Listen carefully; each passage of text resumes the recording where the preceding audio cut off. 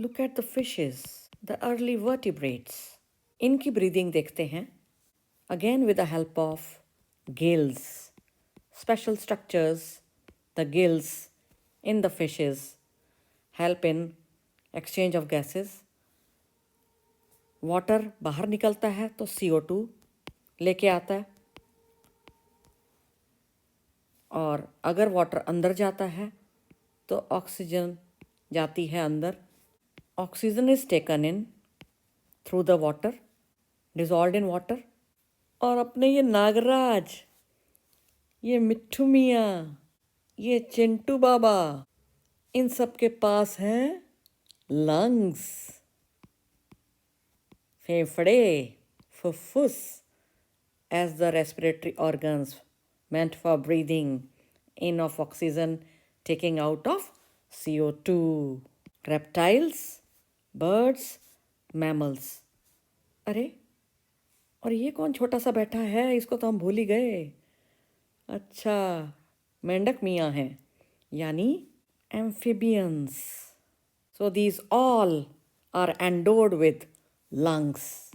और ये frog, Rana टिगरीना, amphibian, ये बड़ा ही समझदार है भाई।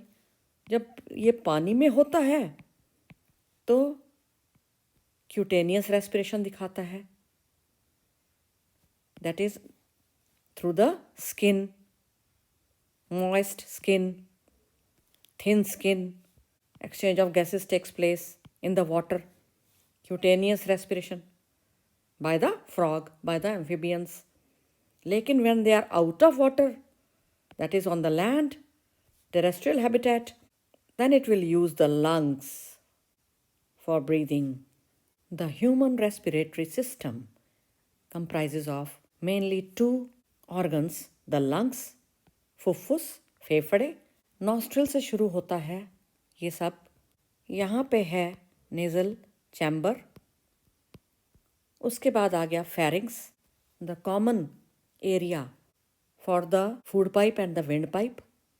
एपिग्लॉटिस यानी लिड आ गया, एक कवर जो कि विंड पाइप के ऊपर मिलता है, यानी ट्रैकिया के ऊपर एक कवर होता है जिसको एपिग्लॉटिस बोलते हैं। विंड पाइप की जो ओपनिंग होती है उसको ग्लॉटिस बोल देते हैं, उस ओपनिंग को जिसके ऊपर वो लिड होता है। लैरिंग्स इज द वॉइस बॉक्स जिसके द्वारा हम बोल पाते हैं। इसमें तारें होती हैं जो झंकृत होती हैं जब भी एयर आती जाती है। This is the trachea. इस पे आपको ये सर्कुलर लाइंस नज़र आ रही हैं, ये हैं कार्टिलेजनस रिंग्स, उपास्थि के वलय। किस लिए? To support these tubes. तो ट्रैकिया से लेके नीचे जाते जाते ब्रोंकस, ब्रोंकियोल सब तक आपको मिलेंगे cartilaginous rings which are meant for support of this tubes, pipes, ताकि ये पिचक ना जाएं। सोचो कि अगर ये ट्यूब्स हवा के आते जाते में पिचक जाएं, दब जाएं, नैरो डाउन हो जाएं अचानक, तो बंदा तो गया ना काम से।